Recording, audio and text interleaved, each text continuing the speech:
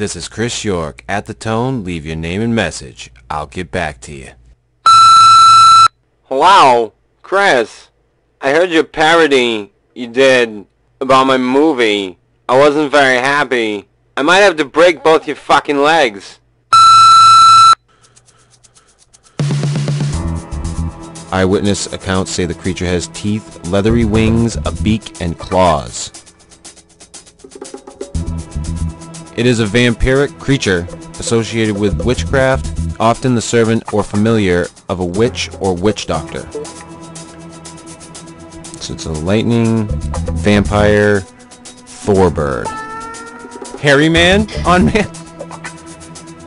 And these flightless bats that he suggests will come about hunt on the ground in packs using echolocation and just eat everything. Bigfoot may have tickled somebody's balls, aliens may have anally probed people, and your Fortean Slip Daily Dose starts now.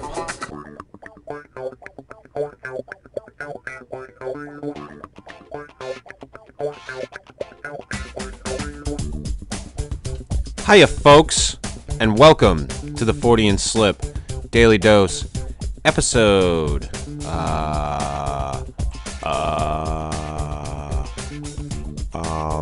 36. Survey says ding ding ding ding ding ding ding ding ding ding ding ding ding.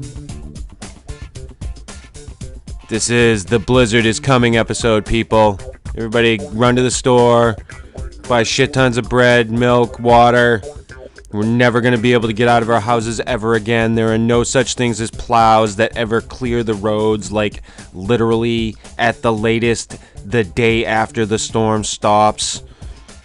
But people seem to think they need to run right away to the store and pick up everything off the shelves, wipe it out clear. The blizzard is coming. We're all going to die of starvation in our fucking houses. That's what's going to happen. Or at least that's what they make it out to be. I've lived in Maine pretty much my whole life. From the time that I was a young kid until now, I have watched every single snowstorm. You can walk into any grocery store and you will see the bread aisle wiped. You will see water gone.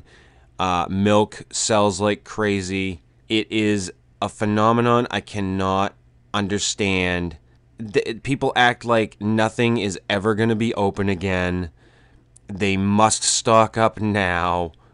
It's fucking crazy. Now, should you be prepared in a blizzard? Fucking absolutely. I grew up with my father, who was very safety conscious, and my father was very cautious of everything. My family was that way. Very, very cautious of everything around them. They were literally just afraid. If you're going to go out in a blizzard, and this is my father and me, they're recommending that people just stay in.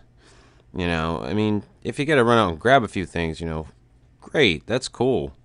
But fuck, you don't need to stock up on, you know, life essentials for the next month. But if you're going to have to go out in a blizzard, you should always make sure that you have some, you know, safety conscious shit on you. Blankets in the vehicle, extra blankets just in case anything happens. Flares, or those little fucking road reflector things that the truck drivers sometimes use. A way to communicate, to be able to get in touch with people. Because you can, in these conditions, get fucking stuck. I drive a little piece of shit tiny vehicle, and surprisingly enough, I get around quite well in snowstorms in it. But something like this, I could just get buried and I'd be fucked. I mean, I'd just be screwed until, you know, I could get dug out, or I'd have to walk home. But you should always make sure that you have, you know, extra stuff to keep yourself warm in the event that you get stuck somewhere, so on and so forth. So there's the safety conscious part of our show today, people. A blizzard's coming. Don't freak out too much, but make sure you're prepared, because it's the freak out nation. Holy shit, something's coming. Quick. It drives me batty. But anyway, I wanted to take a look at a few. I was actually trying to look for strange occurrences, strange happenings within blizzards, and I looked online, punched it in every different way that I could think of, And I came up with a couple of different occurrences that happened, and I found a neat story out of Pennsylvania, close to where Steve lives, my co-host for the regular show. But I'd wanted to find like strange occurrences that happen in blizzards, and I couldn't find too much of what I was really looking for. And I love a good ghost story. Always love a good ghost story. Don't buy into them too much. Maybe I'll have to do a show on my take on ghosts and the ghost phenomenon here in the near future. Maybe tomorrow. It's a possibility. But I found these couple of things that I thought were pretty cool that I thought I'd at least touch on since we get the fucking blizzard coming. And I got this off of listverse.com. These are the 10 strange little known unsolved mysteries. I'm only looking at one of these, but there's a whole list of them. And the one that I'm looking at is the Ghost Ship of the Frozen North from 1931. I'm reading this right from the list. The Bachimo, I don't fucking know. A 1,322-ton steamship owned by the Hudson Bay Trading Company regularly traveled to Alaska and British Columbia, transporting goods and passengers and fur trading with the Inuit who lived along the Beaufort Sea. Beaufort! On October 1st, 1931, Bachimo, I'm going to call it Bachimo, was making a return trip to Vancouver. She'd completed her run to Victoria Island, and her hold was stuffed with furs. Unfortunately for Captain John Cornwell and the crew, winter arrived sooner than expected with freezing temperatures, strong winds, and the threat of blizzards. Bachimo became stuck fast in the pack ice, and the crew were helpless to do anything except wait. Luck seemed to be on the captain's side, since 2 days later the ice shifted and Bachimo broke free, but Dame Fortune was fickle. The ship continued to be trapped, then released by the thickening ice. By October 15th, the Hudson Bay Company sent airplanes to rescue 22 of the crew, but the captain and 14 other crew members stayed behind, building a shelter on the ice. Imagine their surprise when they awoke on November 25th, the morning after a terrible blizzard, to find Bachimo gone. A few days later, a seal hunter told Cornwell he'd spotted the ship adrift about 44 miles southwest. As time passed, the company continued to receive reports from eyewitnesses who had seen the drifting ghost ship. By 1939, scores of sightings were reported. However, no one was able to catch up to the Bachimo, which continued to uncannily elude pursuit. The last sighting occurred in 1969. Despite recent searches, the ship's ultimate fate remains unknown. I thought that was kind of interesting, a little ghost ship story from a blizzard. Those northerners. I mean, I'm kind of from the north, but there are people who are above me, and they live in the fucking tundra. I don't know how the fuck they do it. It's cold as fuck. And I hate it here in Maine. If my kids weren't here, I'd be gone. I'd be in a southern state somewhere, not too far, but just far enough so that I don't have to deal with this bullshit all the time. The other thing I wanted to bring up, and I could not find out much information about this at all. Like, I punched in the location, what happened, everything, and all I get is these little blurbs about it. But apparently, I live in Maine, and in New Hampshire, Toll Hill in Epsom, I think it is. That's what it says here. I got this from nhmagazine.com. Perhaps New Hampshire's only equine haunting is said to be the ghost of a horse who sought shelter in an abandoned building during a blizzard, became trapped, and is still trying to escape, even in death. And people, I guess, still hear this fucking ghost, the ghost of this horse, supposedly, at this fucking Toll Hill. But I couldn't find any information about it, too much about it. So if anyone knows anything about that or can find anything about that, let me know, because I'd be interested to at least read up on it and find out, all the particulars. And lastly, I found this story. It was on a blog, and it's from Erie, Pennsylvania. I'm not going to read the whole thing, because the guy did a write-up. Oh, I guess I can't get it from there.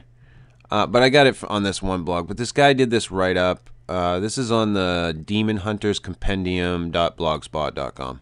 It's called Something in the Storm. And he got this from another guy who had this on his blog, this story. And I'm just going to read the story portion of it. And it's like it seems like a strange creature in the woods story. or a strange creature in the blizzard story. Kinda Bigfoot, maybe Yeti type thing going on. This is the story. It was on this past December 19th, just less than a month ago. It was early morning, and I always check on the chicken coop first thing. The wind was whipping hard, and there was a huge pile of snow on the side of the shed. The wind had pushed almost all the snow from the field up to it. The wind was making a loud, wild sound, and as I came up to the barn, I was sure that I was hearing something strange in the wind.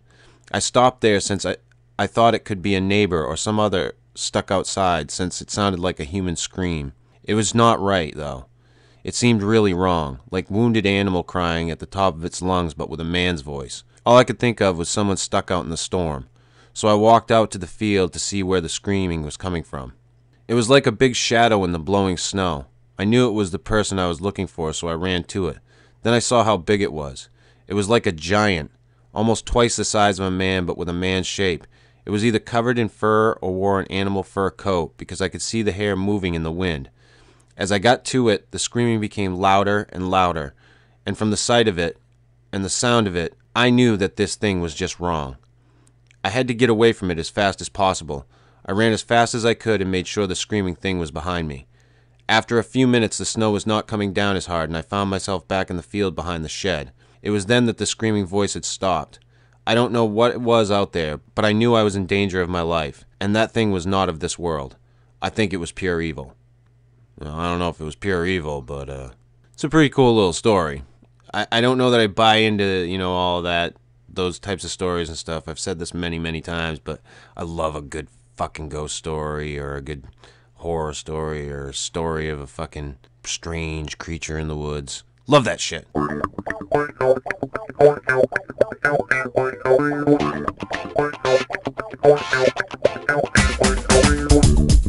This has been the Fortean Slip Daily Dose, episode 36. If you like this shit, hit the like button. If you don't, hit the little thumbs down button. Leave a comment, subscribe. Be safe in the blizzard, and I will try to stop tripping over my own fucking words.